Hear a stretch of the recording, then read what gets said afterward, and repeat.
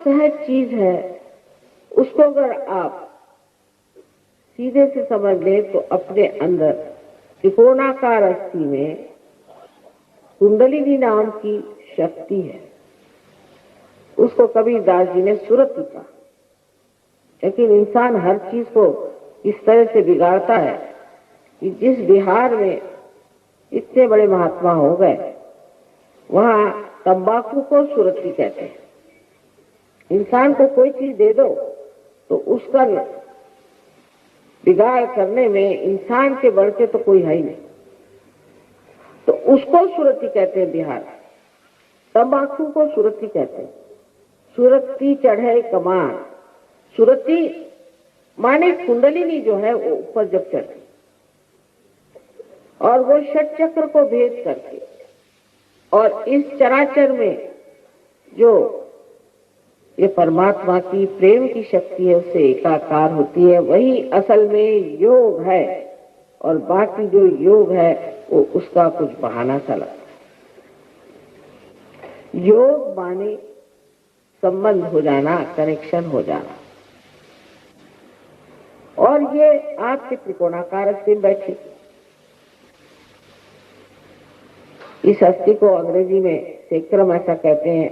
इसका मतलब है कि ग्रीक के लोग इस चीज को जानते थे कि ये सेक्रेड है, ये पवित्र है, ये हड्डी पवित्र है।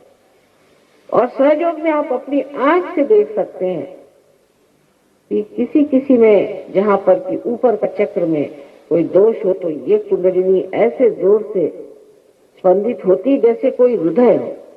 हड्डी जो है वो हृदय के जैसे स्पंदित होने लगे। और ये 3.5 कुंडलों में बैठी हुई शक्ति है और अनेक तागों से, जैसे कि अनेक बाल के जैसे बारीक बारीक इसके तागे होते हैं। और ये बीचों बीच की जो ब्रह्म नाड़ी है उसमें से बहुत सुंदरता से ऊपर चली आती है। और जब ब्रह्मरंध्र छिप जाता है तो आप ही के मस्तिष्क में से, सर में से, यहाँ से तालू में से आपको आश्चर्य होगा कि आप ही महसूस कर सकते कि ठंडी ठंडी हवा आ रही है। हाथ में भी ठंडी ठंडी हवा आ रही है। आदि शंकराचार्य ने भी कहा है सलीलम सलीलम। उस दशा में जाकर के वो कहते हैं न योगे न सांख्य न, किसी भी चीज से नहीं, ये तो माँ की कृपा से होता है, क्योंकि वो तंग आ गए लोगों से झगड़ा करते।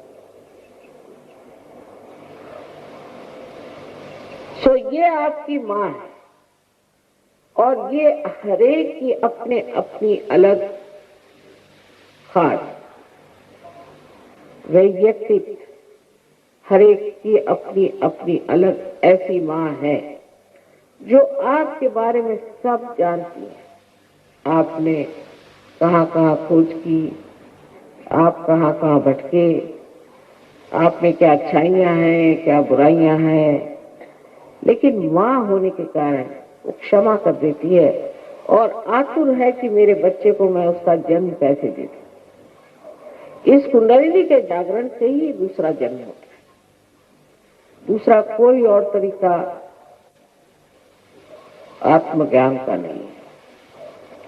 ये कुंडलिनी 6 चक्रों में उठती है और ब्रह्मरंध्र को भेदने के बाद आपको खुद ही महसूस होता है चारों तरफ ये ठंडी ठंडी हवा आ रही, सर में से भी ठंडी ठंडी हवा आ रही। पर यह तो सिर्फ एक बाह्य की देखने की चीज हुई।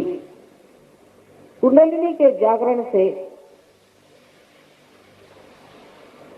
आपकी बीमारियां ठीक हो जाती हैं।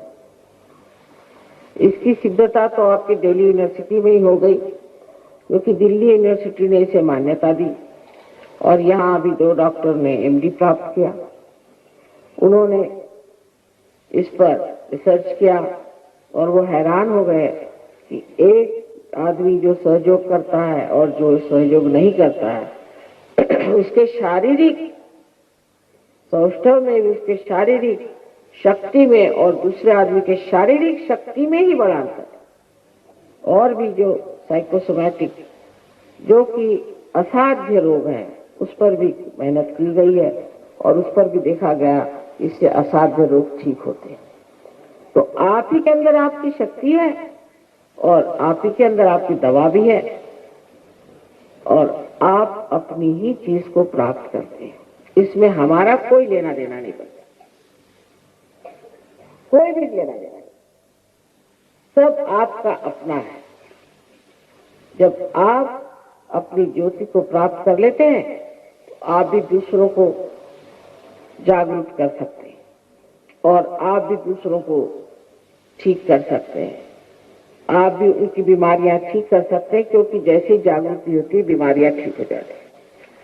बहुत सारे असाध्य रोग सहयोग से ठीक हुए हैं इस 19 साल में हमने देखे, लेकिन अधिकतर बीमार लोगों का ऐसा हाल होता है कि जब तक ठीक हुए बस वहां भाग कर हो जाते। वो ये नहीं सोचते कि हमें प्रकाश मिला है तो हमको भी दूसरों को देना चाहिए। तो परमात्मा भी ये सोचते हैं कि ऐसे लैंप जो जलने नहीं वाले तो उसको ठीक करने से फायदा क्या। और दीप जला के कोई टेबल के नीचे नहीं रखता है, उसको ऊपर रखना चाहिए जिससे दुनिया को फायदा हो। दूसरी बात, जो मानसिक क्लेश, मानसिक तकलीफें जो हमें होती है, इस तरह से बहुत से लोग हैं उन्हें डिप्रेशन आ जाता है, साइकोलॉजिकल, कोई होते पागल हो जाते हैं, और बहुत से लोग ऐसे होते हैं कि जो मेस्मराइज रहते हैं, इनको समझ नहीं रहता क्या करें क्या न करें, चीखते हैं चिल्लाते हैं। ऐसे लोग भी सहयोग से बहुत से लोग ठीक हो गए। लेकिन सबसे तो कमाल हुई है कि सबसे कमाल तो हुई है कि जो लोग ड्रग लेते हैं, विलायत में हजारों सहयोगी हैं, हजार, 30 देशों में ये कार्य हो रहा है और बहुत से लोगों ने आज आत्म साक्षात्कार को प्राप्त किया और कल से छोड़ दिया। आपके दिल्ली शहर में भी बहुत से लोग जो शराब पीते थे, बहुत ज्यादा शराब के बगैर चैन नहीं। मैं नहीं कहती आप शराब मत पियो, नहीं तो आधे लोग उठ के चल जाएंगे, लेकिन थोड़े हमारे गली में आइए तो शराब छूट जाएगी अपने आप। मैं कभी नहीं कहती, क्यों कहें, जबकि कहने से लोग भाग जाते तो बेहतर है ना कहें। अगर कोई आदमी अपने हाथ में सांप लेके खड़ा है, उससे कभी तेरे हाथ में सांप है और अंधेरा है, वो तो जिद्दिया जाएगा, नहीं सांप क्यों है, आप कौन से बड़े समझाने वाले, रहने दीजिए अपनी अकल। उसी वक्त आप लाइट लगा दीजिए, फौरन सांप छोड़ देंगे। ऐसी चीज, क्योंकि मनुष्य स्वतंत्र हो जाता है असली माने, उसको किसी भी प्रकार की चीज दबा नहीं सकती, कोई भी आदत उसके व्यक्तित्व को अपने मुट्ठी में नहीं ले सकती। ऐसा आदमी अपनी स्वतंत्रता में, अपने गौरव में खड़ा रहता है। उसको किसी चीज की ना गरज रह जाती है, ना किसी का भय रह जाता है, वो अपने मस्ती में रहता है। जैसे कि कबीरदास जी ने कहा कि फिर मस्त हुए फिर क्या बोले। आज न जाने क्यों कबीरदास जी की बड़ी याद आ रही है। वो भी दिल्ली आए थे, बड़ी मेहनत कर गए, शायद होगी इन सब संत साधु औलिया, निजामुद्दीन साहब यहाँ हो गए, बड़े बड़े औलिया भी हो गए। इन सब की मेहनत से ही शायद आप लोग आज यहाँ पधारे हैं अपने आत्म साक्षात्कार के लिए।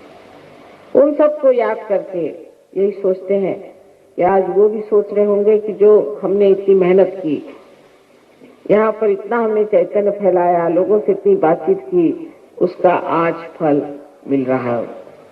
क्योंकि फल पाने का समय आ गया।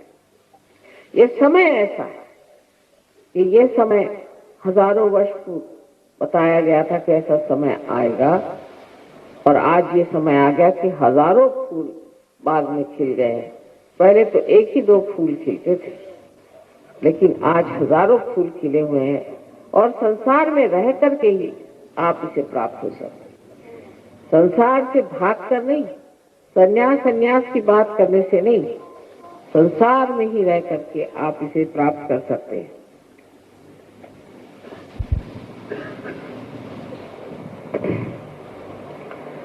और जिसको ये चीज प्राप्त हुई वो समझ लेता है कि अब तो मैं परमात्मा के साम्राज्य में आ गया, क्योंकि हर तरह की कृपा, हर तरह का आशीष उस पर बरसता है।